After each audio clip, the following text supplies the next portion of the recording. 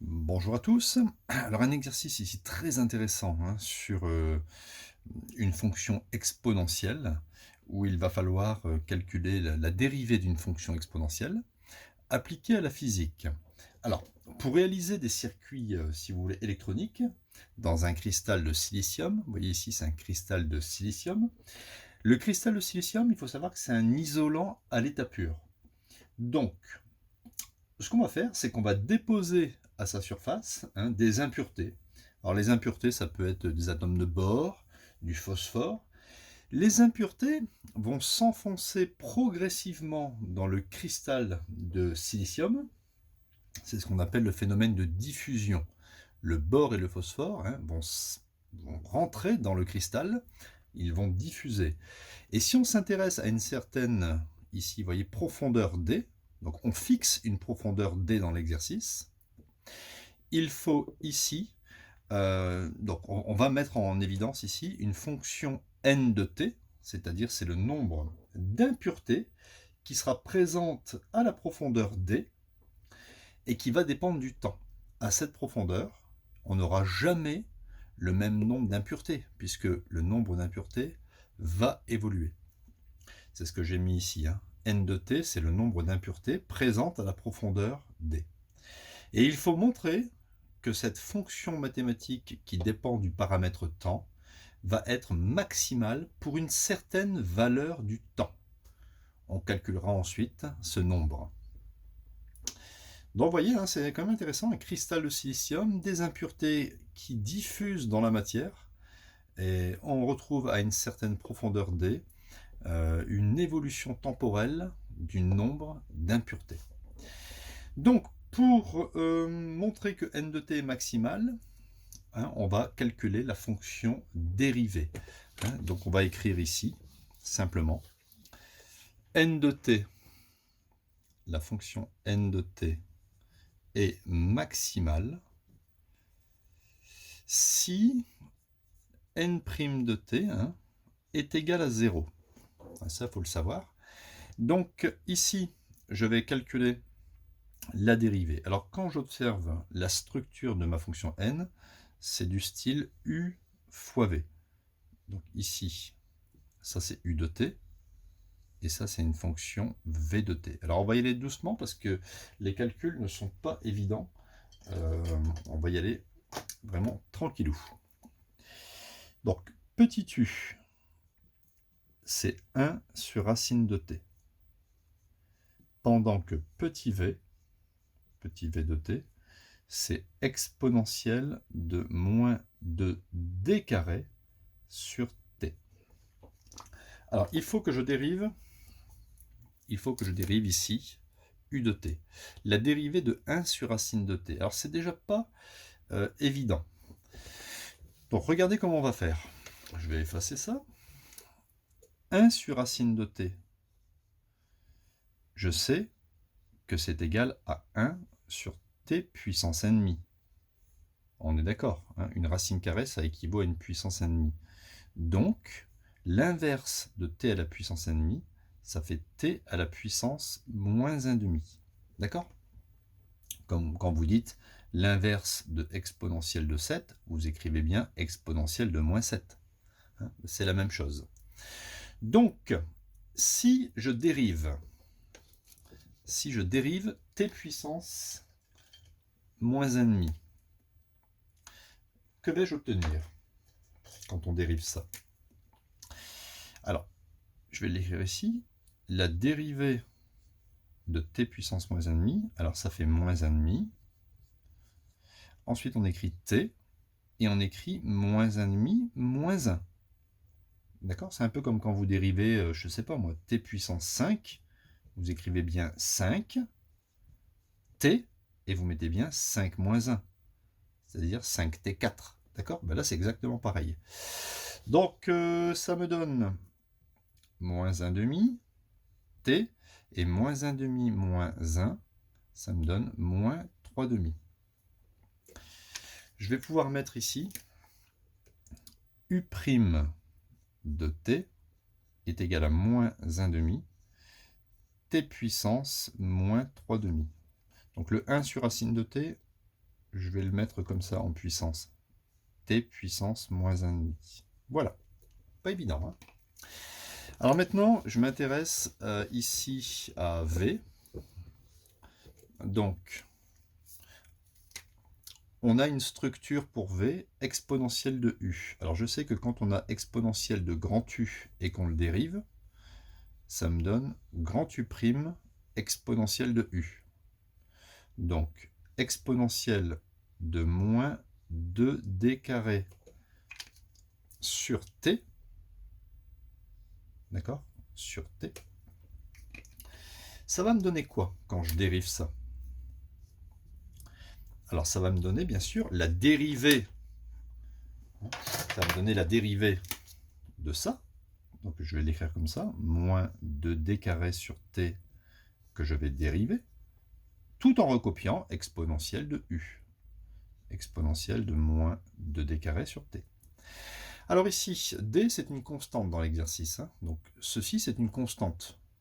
Donc quand vous dérivez en maths par exemple 5 sur T, en fait 5 sur T c'est 5 fois 1 sur T. D'accord? Et quand vous dérivez ça, ça fait 5 fois, et la dérivée de 1 sur T, c'est moins 1 sur T2. Ok? La dérivée de 1 sur X, c'est moins 1 sur X2. Donc c'est exactement ce qu'on fait ici. Je laisse le moins 2D carré, hein, c'est un chiffre.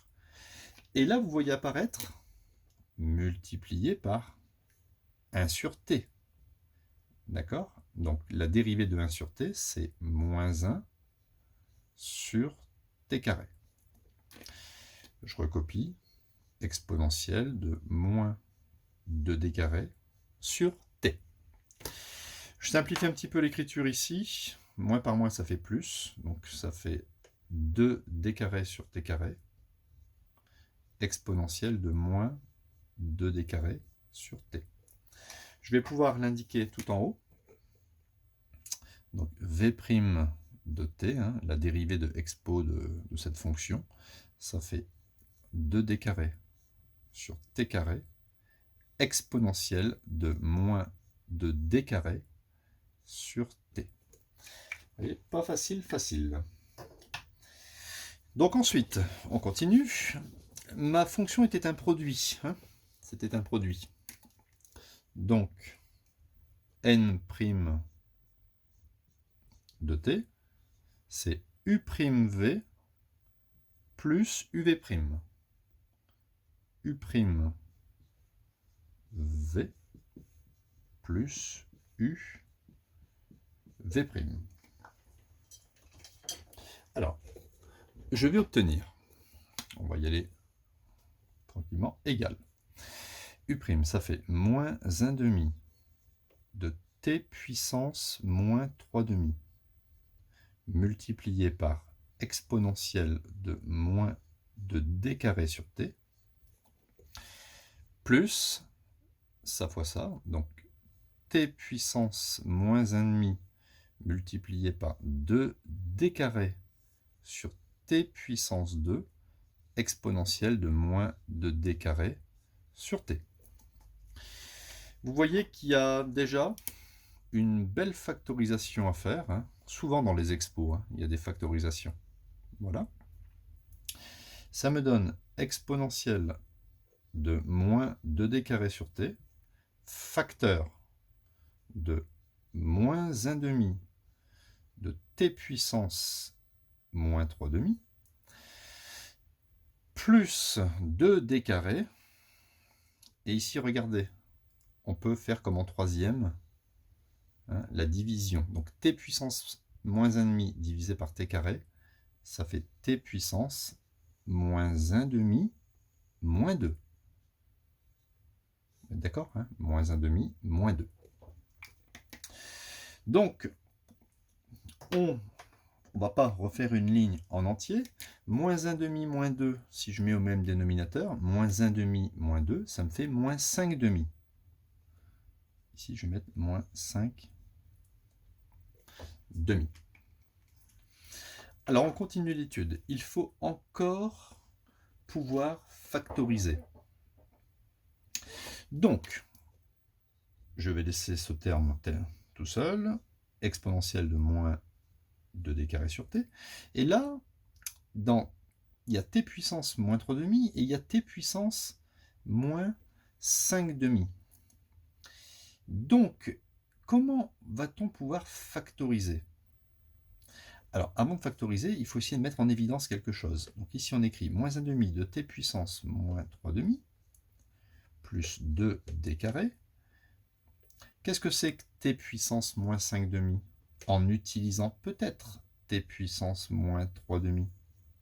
C'est t puissance moins 3 demi multiplié par...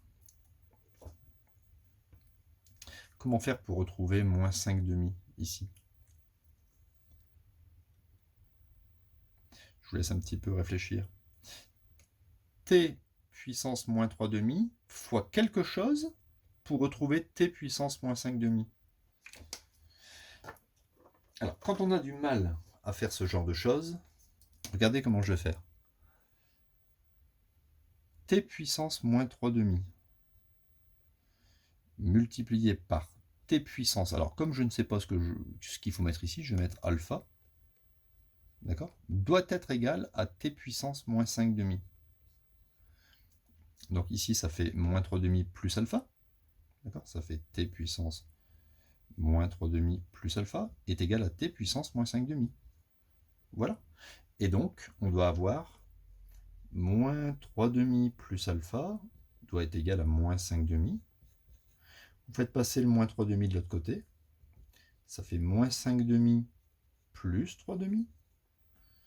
Et donc, ça fait moins 5 plus 3, ça fait moins 2. Moins 2 sur 2, ça fait moins 1. Donc, il faut forcément mettre moins 1 ici. D'accord? Si vous avez du mal à le trouver. Il y en a qui le trouvent directement. Hein. Ils disent, ah bah oui, c'est facile. Moi, tiens, je vais essayer moins 3 demi, moins 1. Je mets au même dénominateur, fois 2, fois 2. Ah bah oui, moins 3, moins 2, moins 5. Mais ceux qui n'y arrivent pas, vous inventez un paramètre alpha et vous faites t puissance moins 3 demi fois t puissance alpha égale lui pour retrouver finalement alpha égale moins 1. Ayant fait ça, c'est vraiment très bien parce qu'on va pouvoir factoriser t puissance moins 3 demi. Donc, la fonction dérivée sera exponentielle de moins 2d carré sur t multiplié par t puissance moins 3 demi et il reste moins 1 demi plus 2d carré t puissance moins 1. Donc, ce qu'on va faire maintenant, il faut annuler la dérivée. D'accord? C'est marqué en haut. Hein, pour avoir le nombre d'impuretés à la profondeur d qui atteint une valeur maximale, il faut annuler ici la dérivée. Donc on résout l'équation n' de t égale à 0. D'accord? La dérivée sera égale à 0. Ça équivaut, on est d'accord que l'exponentielle ne pourra jamais être égale à 0, puisque c'est strictement supérieur à 0. On suppose que le temps, il est strictement supérieur à 0. Hein. Donc ce terme est strictement supérieur à 0, il ne peut pas être égal à 0. Hein. On ne va pas prendre l'instant initial, puisque à l'instant initial, on a juste déposé les impuretés sur le cristal de silicium. Les impuretés n'ont pas eu le temps de rentrer dans le cristal. Donc, pour que ça fasse 0, c'est forcément ce terme qui fait 0. Ça équivaut à moins 1 demi plus 2d carré t moins 1 est égal à 0. Ce qui fait moins 1 demi plus 2d carré. Alors t moins 1, c'est l'inverse de t. Voilà, est égal à 0. Je transpose le moins 1 demi à droite du égal. Ça fait 2d carré sur t va être égal à plus 1 demi. Ce qui va me donner t est égal à 2d carré fois 2 divisé par 1. 2 fois 2d carré. Donc t va être égal ici à 4d carré. Autrement dit, hein, on va atteindre un maximal d'impureté à la profondeur fixée de D, hein, on fixe une profondeur dans le cristal, lorsque le temps sera égal à 4 fois la profondeur au carré. C'est là qu'on aura le maximal. Alors on va calculer ce nombre d'impuretés maximales. Donc T, vous l'appelez un peu comme vous voulez, hein. On peut l'appeler, c'est vraiment un choix, vous l'appelez T étoile, d'accord, ou T1, ou peu importe, on va mettre T1, tiens. Allez, on va calculer ce nombre d'impuretés. Donc je reprends la fonction. Donc le nombre d'impuretés à l'instant T1 sera égal à 1 sur la racine carrée de T1 exponentielle de moins 2 fois la profondeur étudiée au carré divisé par T1. Ok, on remplace T1.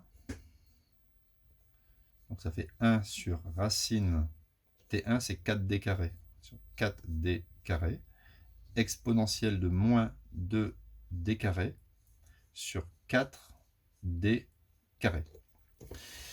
Ici, la racine carrée de 4D carré, on est d'accord que c'est 2D, hein, puisque 2D fois 2D, ça fait 4D carré. Exponentielle, les D carrés s'éliminent, il reste exponentielle de moins 1,5, puisque 2 quarts, ça fait 1,5. Donc voilà le nombre maximal d'impuretés que l'on va pouvoir trouver à une profondeur fixée de D.